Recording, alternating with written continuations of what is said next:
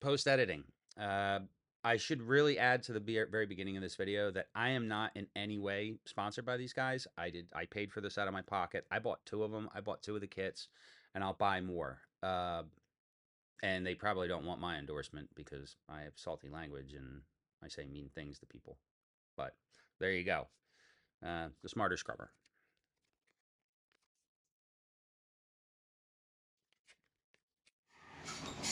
Hey kids, welcome back to Uncle Fezzi's Mad Lab. Well, what's Uncle Fezzi up to today?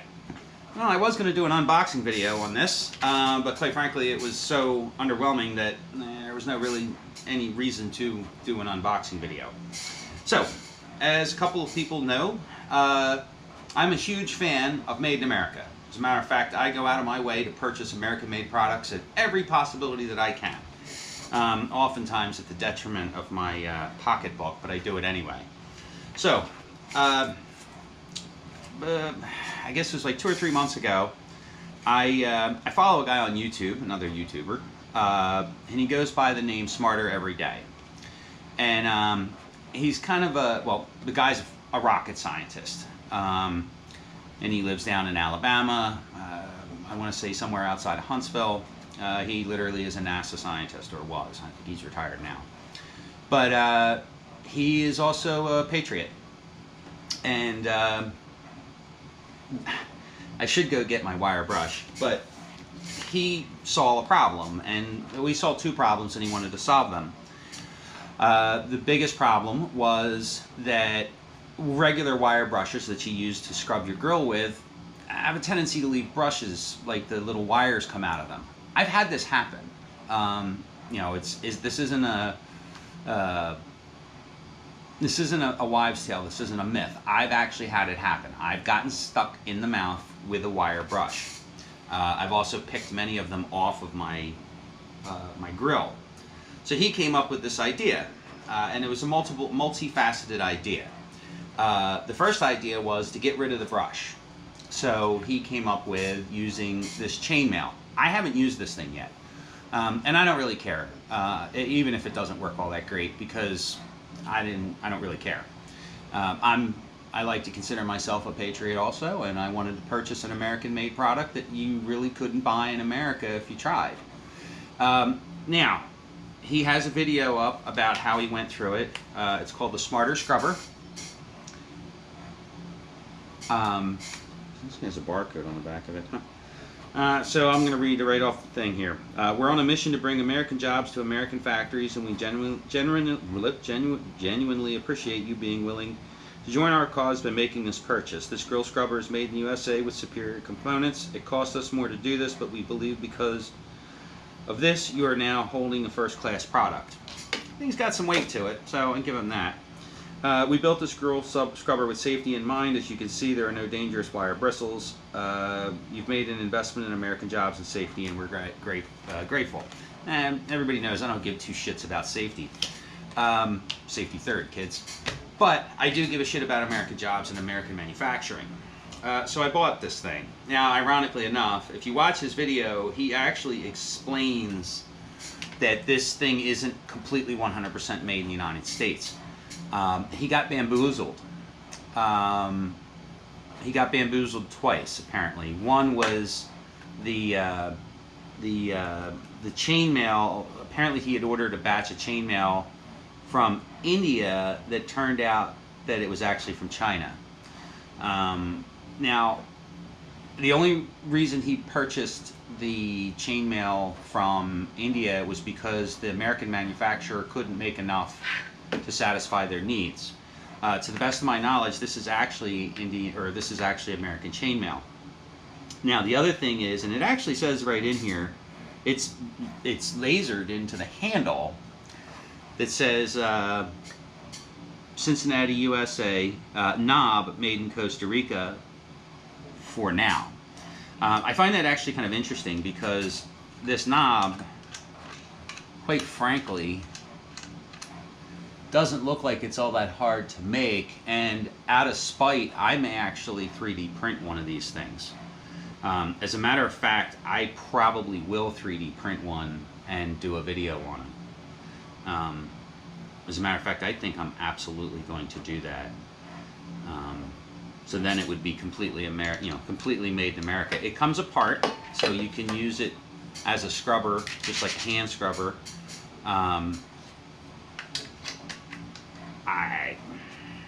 We'll give it a shot. One way or the other. Like I said, it's made in America. So as far as I'm concerned, it's sold. I buy Red Wing shoes, and he actually covers how they go about making this on his YouTube channel extensively. Now, what am I disappointed about? I bought the torch. I bought this this torch that goes as like it was like a package deal, right? And I was under the impression when I bought it that this was going to be made in the United States. This is not made in the United States. This is made in Taiwan, which isn't China. Well, it is the Republic of China, and for the time being, it is a independent country. But it's not made in the U.S. It is pretty cool.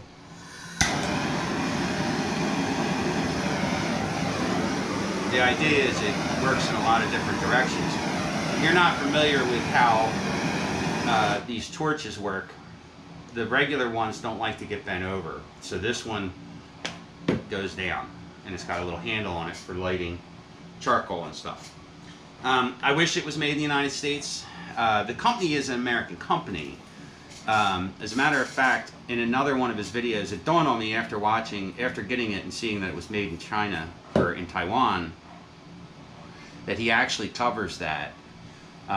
Basically, he had this George guy, this JJ George guy had this, he farmed this out to a company in Taiwan, and it got stolen by the Chinese, and Amazon just started selling them under different names with just slightly different changes. It seems like a quality piece, but like I said, it's a little disappointing that it's not made in the United States. I'll get over it. It's pretty cool, and it makes fire, right? So, thanks for watching. I'm going to get to printing a handle for this so I can say that this is absolutely 100% made in the USA.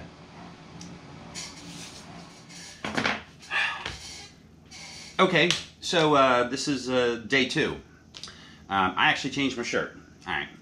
So, I'm not going to shoot the whole video over again. I just figured I would just add this at the end because it's the easiest way to do this. So, after I shot the video yesterday, I was like, yeah, you know what, I might as well design and print a knob for this. Because this knob, it says right on here, is not made in the United States. Well, guess what? We're gonna get rid of this knob, and we're gonna install our new one. Now, there is a little bit of a loophole when it comes to made in the United States, and one of the things that you can use as a loophole is assembled in the United States using imported materials. Well, not for nothing. I had 2 choices, and actually, well, I had multiple choices. I have probably 30 different types of material over there. The material I chose to use for this project was Printed Solid PETG, because Printed Solid is made here in the United States. Now, I also printed 2 out in Bambu Labs ABS, and I used the fuzzy skin on them to give them a little bit of grip. Now, I'm not exactly sure how well these are going to work. The other thing I did was used one of these threaded inserts, which I actually already spun out of this one, which is ABS. And I glued it in with E6000. We'll see how it goes. These are relatively, I'm not going to lie, I don't know where the hell I got these from. But they work okay when they're glued in, but you do have to put a draft angle on your hole before you can use them. The draft angle is about 5 degrees, maybe a little bit less. I think it actually might be about 3 degrees. But putting them in is relatively simple. The other option would have been to use just a 1/4-20 and insert it whilst printing. Right, so you start the print, you get in, it prints for a while, you pause the print, you drop the nut in, and then print over the nut. I've done a ton of those. I've done videos on how I make those. But this was kind of like a pull it out of my ass kind of project. So, I made my own knob. Now, it obviously is different than the injection molded one, but they actually weigh about the same. So, I'm going to thread this on here. This is just a 1/4 20.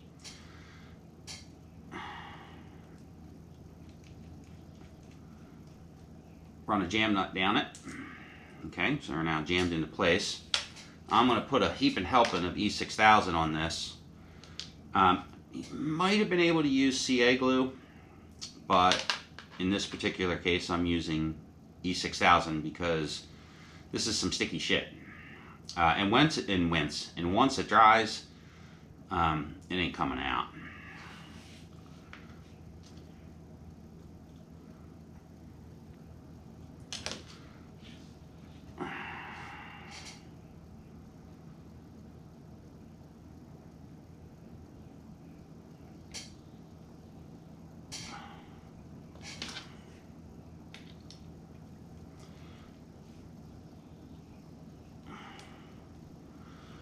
Run it all the way down till it gets tight. I don't want to over tighten it. And then you can back the jam nut off like that and unscrew it.